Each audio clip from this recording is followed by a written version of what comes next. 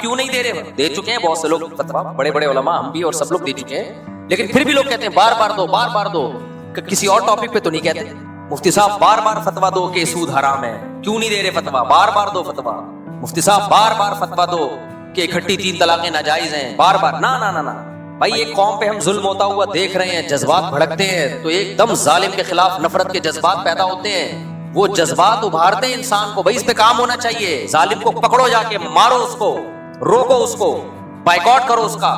یہ کام کون کرا رہا ہے؟ نفرت، بغض۔ سمجھتے ہو کہ نہیں سمجھتے؟ اور حقیقت ہے شریعت میں جیسے محبت کے فضائل ہیں نا، نفرت کے بھی بڑے فضائل ہیں، اگر وہ صحیح جگہ پر ہو۔ اگر صحیح جگہ پر ہو تو شریعت میں جیسے محبت کے فضائل ہیں ایسے ہی بولو نفرت کے بھی ہیں۔ اسلام ہمیشہ محبت کا درس نہیں دیتا، بہت جگہوں پر نفرت اور بغض کا درس دیتا ہے۔ تبھی حدیث میں آتا ہے کہ الحب فی اللہ والبغض فی اللہ۔ جو اللہ کی نظر میں سب سے کامیاب ترین لوگ ہیں نا، جن کو اللہ اپنے عرش کے سائے میں جگہ دے گا، ان میں وہ لوگ بھی ہیں جو محبت بھی اللہ کے لیے کریں اور بغض بھی اللہ کے لیے کریں۔ قرآن کیا کہتا ہے؟ رحماء اشداء علی الکفار رحماء بینہم۔ صحابہ کی صفت بیان کی، یہ کافروں پہ، جو جنگ لڑنے والے کافر ہیں وہ مراد ہے، جو میدان جنگ میں لڑتے ہیں مسلمانوں سے، ان پہ بہت سخت ہیں، یہ نرم نہیں ہے، ان پہ ترس نہیں آتا ان کو۔ اور رحماء بینہم، آپس میں کیا ہے؟ رحم دل۔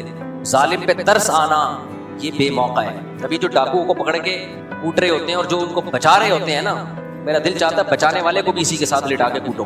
یہ بے موقع ترس آ رہا ہے آپ کو۔ ڈاکو پہ اگر ترس آ رہا ہے تو آپ، اس کا مطلب آپ کے سافٹ ویئر اپڈیٹ کرنے کی ضرورت ہے۔ یہ ڈاکو پہ، جب اس ڈاکو کو چاہیے آپ کو بھی لوٹے، آپ کے بھی کسی بچے کو قتل کرے، شہید کرے، پھر ہم دیکھیں گے کتنا ترس آتا ہے آپ کو اس ڈاکو پہ۔ میں نیو کراچی میں امام تھا، ایک صاحب آئے، مجھے نوجوان بچہ تو نہیں تھا، نوجوان آدمی ٹائپ کا ہی پورا، کہنے لگا مفتی صاحب یہ نیو کراچی میں جب ڈاکوؤں کو پکڑ کے لوگ مارتے ہیں، مفتی صاحب یہ بہت زیادہ مارتے ہیں، مفتی صاحب پلیز آپ بیان کریں، ایسے نہ مارو۔ کہہ رہے ہیں اس بیچارے کا حال کیا کر دیتے ہیں یہ مار کے۔ نیو کراچی میں اگر کوئی ڈاکو پکڑا جائے نا تو بہت ہی اس کا حشر نشر کرتے ہیں۔ تو میں نے ان سے کہا، میں نے کہا ٹھیک ہے میں بیان کروں گا، ڈاکوؤں کو پھولوں سے مارا کریں، پیار سے مارا کریں، یوں کر کے یوں چماٹ مارا کریں۔ خدا کے بندے، ڈاکوؤں نے کتنے، جب جوان بیٹوں کی لاشیں گھر میں آتی ہیں جن کو ڈاکوؤں نے مارا ہوتا ہے، ماں باپ پہ کیا قیامت گزرتی ہے۔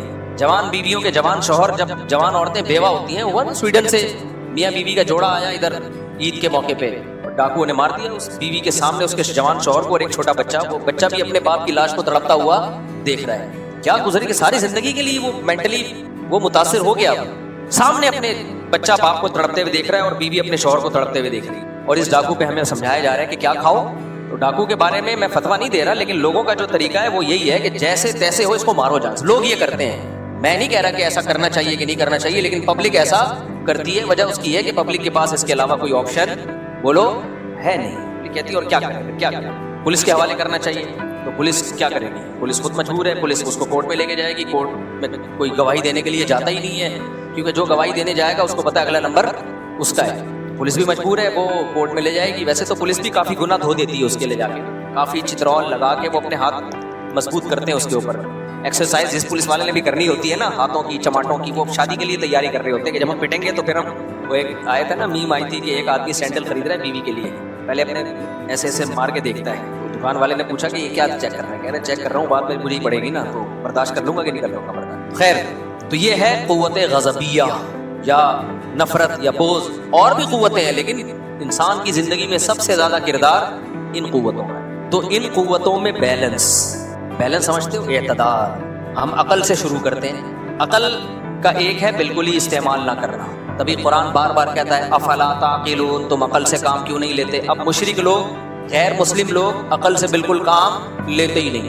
ڈارون نے ان کو بول دیا ہم بندر سے بنے ہیں۔ ابے بندر کس سے بنا ہے؟ بندر پتہ نہیں کس سے بنا ہے، وہ کس سے بنا ہے؟ وہ ایک سیل سے بنا۔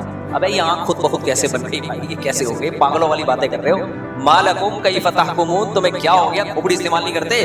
قرآن ان لوگوں سے کہتا ہے آنکھ ایک بہترین ڈیجیٹل کیمرہ ہے، ایوالو ہو کے یہ۔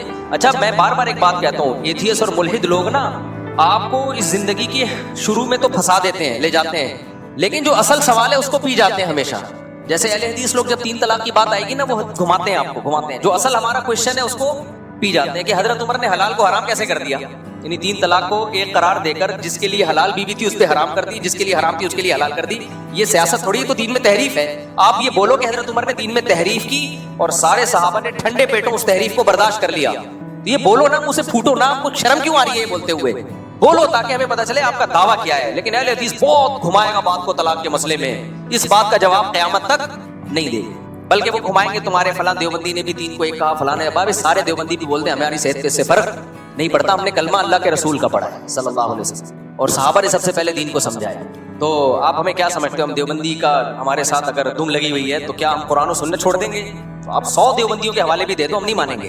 آپ میرے شیخ کے حوالے لے آؤ, مفتی عبدالرحیم صاحب ہیں, مفتی رشید احمد صاحب ہیں, پھر بھی نہیں مانیں گے, کیونکہ ہم نے اس پہ ریسرچ کی ہے. بھائی ریسرچ ایک چیز پہ ہوتی ہے تو کون مانتا ہے؟